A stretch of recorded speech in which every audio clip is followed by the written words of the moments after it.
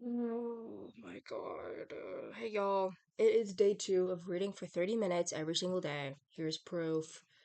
It's May 9th, 10:19 in the morning. I really didn't even want to do this, but we gotta do it. We gotta do what you gotta do, because I do enjoy this book so far. It's just the task.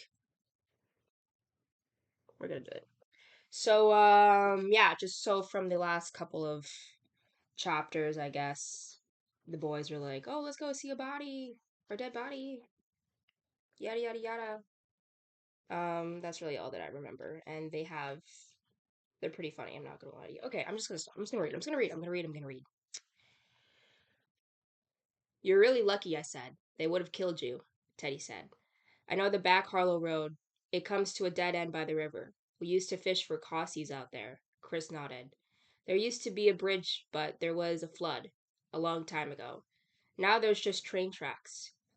Could a kid really have gotten all the way from Chamberlain to Harlow? I asked Chris. That's 20 or 30 miles. I think so.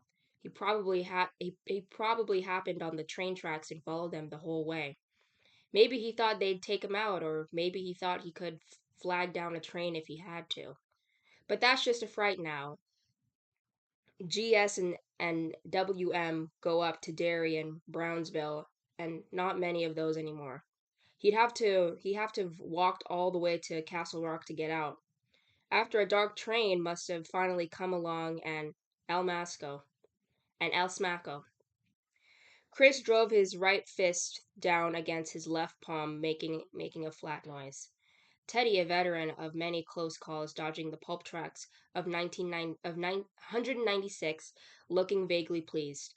I felt a little sick imagining that kid so far away from home, scared to death, but dodgily followed the GSWM tracks, probably walking on the ties because of the night noises from the overhanging trees and bushes, maybe even from the culverts underneath the railroad bed.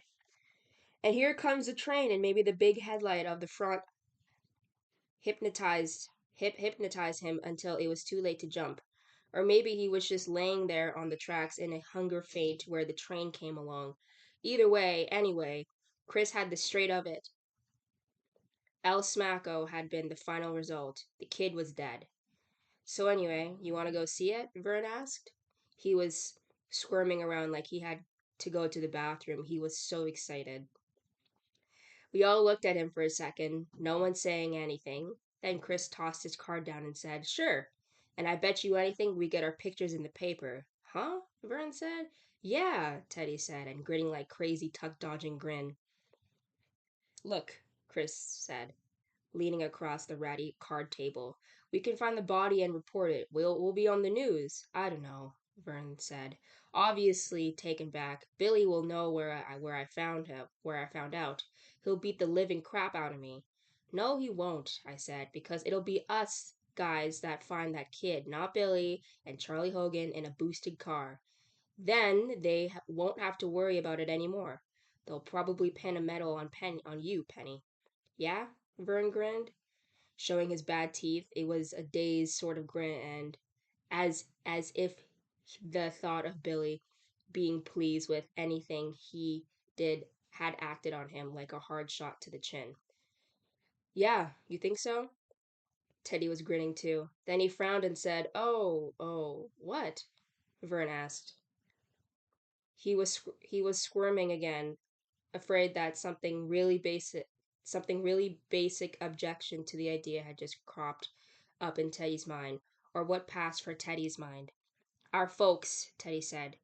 If we find that kid's body over in South Harlow tomorrow, they're gonna know we didn't spend the night camping out in Vern's back field. Yeah, Chris said. They'll know we went looking for that kid. No, they won't, I said. I felt funny, both excited and scared, because I knew we could do it and get away with it. The mixture of emotions made me feel heat sick and headachy. I picked up the bikes to have something to do with my hands and started box shuffling them. That and how to play cribbage was about all I got from older brother's stuff from Dennis. The other kids envied that shuffle, And I guess everyone I knew had asked me to show them how it went. Everyone except Chris. I guess only Chris knew that showing someone would be like giving away a piece of Dennis, and I just didn't have so much of him, and I could afford to pass pieces around. Damn, that's a crazy line. I said, we'll just tell them we get bored tenting in Vern's field because we've done it so many times before. So we decided to hike up the tracks and have a camp out in the woods. I bet I bet we don't even have to get hided from it because everyone will be so excited what we found. My dad will hide me anyway, Chris said. He's on a really mean streak at this time. He shook his head sullenly. To hell, it's worth a hiding. Okay, Teddy said, getting up. He was grinning like crazy, ready to break into his high pitched, cackling laugh at any second. Let's all get together at Vern's house after lunch. What can we tell him about supper? Chris said. You and me and Gordy can say we're eating at Vern's, and I'll tell my mom I'm eating over at Chris's, Vern said. That would work unless there was some emergency we couldn't control or unless any of parents got together. And neither Vern's folks and Chris's had a phone. Then there was a lot of families which still considered a telephone a luxury, especially families of the short trail variety. And none of us came from the upper crust. My dad was retired. Vern's dad worked in the mill and was still driving a 1952 DeSoto. Teddy's mom had a house on Danbury Street and took in a boarder whenever she could get one. She didn't have one that summer. The furnished room to let sign had been up in the parlor window since June, and Chris's dad was always on a mean streak. More or less, he was a drunk who got welfare off and on, mostly on, and spent most of his time hanging out in Sucky's Tarvin, which with Junior Merrill, Ace Merrill's old man, and a couple other local rumpots. Chris didn't talk much about his dad, but we all knew he hated him like poison. Chris was marked up every 2 weeks or so, bruises on his cheeks and neck, or one eye swelled up as colorful as a sunset, and once he came into school with a big clumsy bandage on the back of his head. Other times he never got to school at all. His mom would call him in sick because he was too lammed up to come in. Chris was smart, really smart, but he played truant a lot, and Mr. Hilleburton, the town truant officer, was always showing up to Chris's house driving his old black Chevrolet with the no rider sticker in the corner of the windshield. If Chris being truant, if Chris was being truant and Bertie, as we call him, always behind his back, of course, caught him, he would haul him back to school and see that Chris got detention for a week. But if Bertie found out that Chris was home because his father had beaten the crap out of him, Bertie just went away and didn't say boo to a cuckoo bird. It never occurred to me to question this set of priorities until about 20 years later. The year before, Chris had been suspended from school for 3 days. A bunch of milk money disappeared when it was Chris's turn to be the room monitor and collect it. And because he was a Chambers from those no account Chamberses, he had to take a hike even though he always swore he never hawked that money. That was the time Mr. Chambers put Chris into the hospital for an overnight stay. When his dad heard Chris was suspended, he broke Chris's nose and his right wrist. Chris came from a bad family, all right, and everybody thought he would turn out bad, including Chris. His brothers had lived up to the town's expectations admirably. Frank, the eldest, ran away from home when he was 17, joined the Navy, and ended up doing a long stretch in Portsmouth for rape and criminal assault.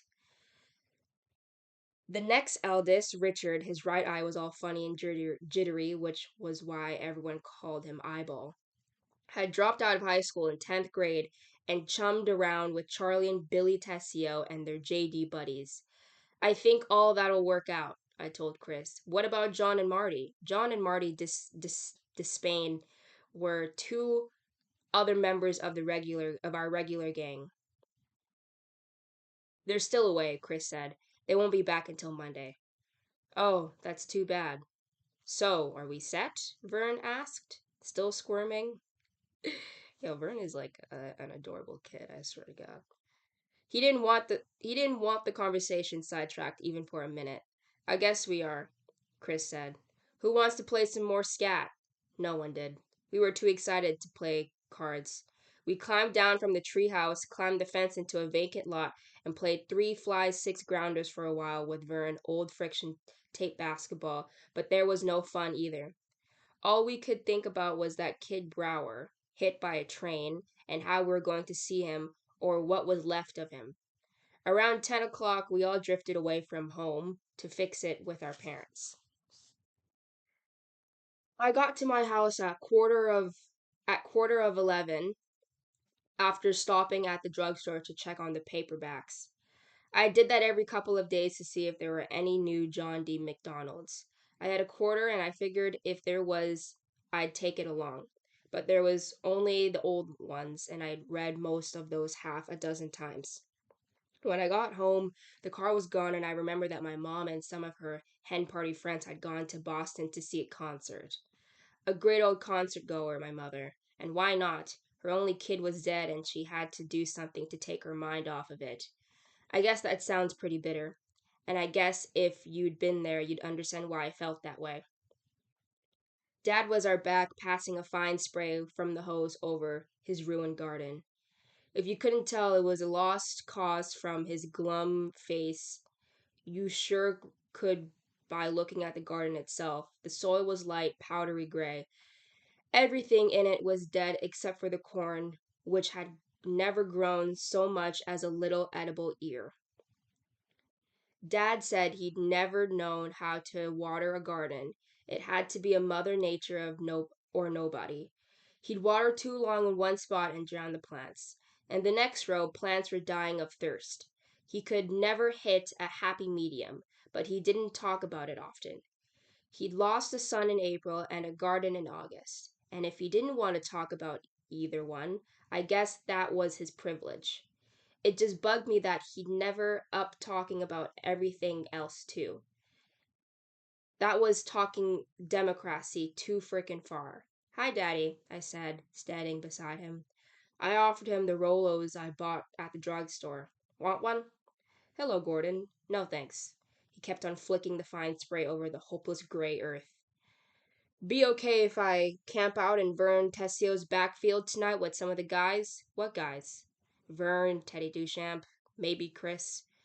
I expected him to start right in on Chris, how Chris was bad company, a rotten apple from the bottom of the barrel, a thief, and a apprentice juvenile delinquent.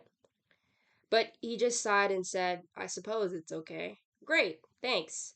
I turned to go into the house and check out what was on the boob tube when he stopped me with, Those are the only people you want to be with, aren't they, Gordon? I looked back at him, braced for an argument, but there was no argument in him that morning. It would have been better if there had been, I think. His shoulders were slumped, his face pointed toward the dead garden, not toward me, sagged. There was a certain unnatural sparkle in his eyes that might have been tears. Ah, Dad, they're okay. Of course they are. A thief and two Phoebes. Fine company for my son. Vern Tessio isn't feeble, I said.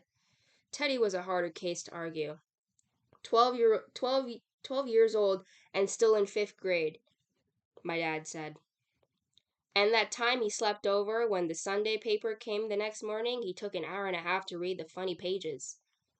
That made me mad because I didn't think he was being fair. He was judging Vern the way he judged all my friends, from having seen them off and on, mostly going in and out of the house.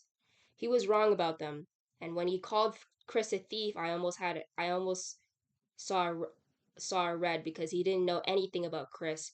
I wanted to tell him that, but if I pissed him off, keep me home. He wasn't really mad anyway. He got not like he got at the supper table sometimes, ranting so loud that nobody wanted to eat. Now he just looked sad and tired and used. He was 63 years old, old enough to be my grandfather. My mom was 55, no spring chicken either. When she and dad got married, they tried to start a family right away, and my mom got pregnant and had a miscarriage. She miscarried two more, and the doctor told her she'd never be able to carry a baby to term. I got all this stuff, chapter and verse, and whenever one of them was lecturing me, you understand. They wanted me to think I was a special delivery from God, and I wasn't appreciating my great good fortune and being convinced when my mother was 42 and starting to gray. I wasn't appreciating my great good fortune. I wasn't appreciating her tremendous pain and sacrifices either. 5 years after the doctor said mom would never have a baby, she got pregnant with Dennis. She carried him for 8 months and then just sort of fell out. All 8 pounds of him. My father used to say that if he carried Dennis to term, the kid would have weighed 15 pounds. The doctor said, well, sometimes nature fools us, but he'll be the only one you'll ever have. Thank God for him and to be content. 10 years later, she got pregnant with me. She not only carried me to term, the doctor had to use forceps to yank me out. Did you ever hear such a family? I came into a world that I came into the world the child of two genital chuggers, not to go on and about and on on about it, and my only brother was playing league basketball in the big kids park before I even got out the diapers. In case of my mom and dad, one gift from God had been enough. I won't say they treated me badly and they sure never beat me, but I was a hell of a good big surprise. And I guess when you get into your 40s, you're not as partial to surprise as you were in your 20s. After I was born, mom got the operation her hen party friends referred to as the band aid. I guess she wanted to make 100% sure that there wouldn't be any more gifts from God. When I got to college, I found out I I'd beaten long odds by not being born retarded. Although I think my dad had his doubts when he saw my friend Vern talking 10 minutes to puzzle out the dialogue in Bailey. This business this business about being ignored, I could never really pin it down until I did a book report in high school on this novel called The Invisible Man. When I agreed to do the book for Miss Hardy, I thought it was going to be science fiction story about a guy in bandages and foster grants. Claude Rains played him in the movies. When I found this way, when I found out this way a different story, I tried to give the book back, but Miss Hardy wouldn't let me off the hook. I ended up being a real glad. This invisible man is about a Negro. Nobody ever notices him, all unless he's up. People look right through him. When he talks, nobody answers. He's like a black ghost. Once I got into it, I ate that book up like it was John D. MacDonald because that cat Ralph Ellison was writing about me. At the supper table, it was Denny, how many did you strike out? And Denny who asked you to Sadie Hawkins dance. And Denny, I want to talk to you man to man about a car we were looking at, I'd say pass the butter, and Dad would say, Denny, are you sure the army is what you want? I'd say, pass the butter, someone, okay? And Mom would ask Denny if he wanted her to pick him up on the pen Pendleton shirts on sale downtown, and I'd end up getting the butter myself. Damn. One night when I was 9, just to see what happened, I said, "Please pass those damn spuds." And my mom said, "Denny, Auntie Grace called today and asked after you and Gordon. The night Dennis graduated with honors from Castle Rock High School, I played sick and stayed home. Damn, my voice is like gone. Oh my god. I got service. What? I got Stevie Darabant's older brother Royce to buy me a bottle of wild Irish rose, and I drank half of it and puked in my bed in the middle of the night. In a family situation like that, you're supposed to either hate the older brother or idolize him hopelessly. At least that's what they teach you in college psychologically, right? But so far as I can tell, I didn't feel either way about Dennis. We rarely argued and never had a fist fight. That would have been ridiculous. Can you see a 14-year-old boy finding something to beat up his 4-year-old brother about? And our folks were always a little too impressed with him to burden him with that care of his kid brother. So he never resented me with the same older kids come to resent their sibs. When Denny took me with him somewhere, it was out of his own free will, and there were some of the happiest times I can remember. Hey, LeChance, who the hell is that? My kid brother, and you better watch your mouth, Davis. He'll beat the crap out of you. Gordy's tough. They gather around me for a moment, huge, impossibly tall, just a moment of interest like a patch of sun. They are so big and they are so old. Hey kid, this wet and really your big brother? I nod shyly. He's a real, ain't he, kid? I nod again, and everybody, Dennis included, roars with laughter. Then Dennis claps his hands together twice briskly and says, "Come on, we gotta have a practice or stand around here like a bunch of." Then they ran into positions, already peppering the ball around the infield. Go sit over there on the bench, Gordy. Be quiet. Don't bother anybody. I go sit over there on the bench. I am good. I feel impossibly small under the sweet summer clouds. I watch my brother pitch. I don't bother anybody. But there weren't many times like that. Sometimes he would read me bedtime stories that were better than mom's. Mom's stories were about the gingerbread man and the three little pigs, okay stuff. But Dennis were about stuff like Bluebird and Jack the Ripper. He also had a version of Billy Goat's Gruff, where the troll under the bridge ended up the winner. And as I have already said, he taught me the game of cribbage and how to do a box shuffle. Not that much, but hey, in this world you can take what you get, am I right? As I grew older, my feelings for love of Dennis were replaced by with an almost clinical awe, the kind of awe so Christians feel for God, I guess. And when he died, I was mildly shocked and mildly sad, the way I imagined those same so Christians must have felt when Time magazine said God was dead. Let me put it this way. I was as sad for Denny's dying as I was when I heard it on the radio that Dan Blocker had died. I'd seen them both about as frequently and Denny never got any reruns. Damn, bro, my voice is like about to give up on me. He was He was buried in a closed coffin with American flag on top. They took the flag off the box before they finally stuck it in the ground and folded it, the flag, not the box, into a cocked hat and gave it to my mom. My parents just fell into pieces. 4 months hadn't been long enough to put them back together.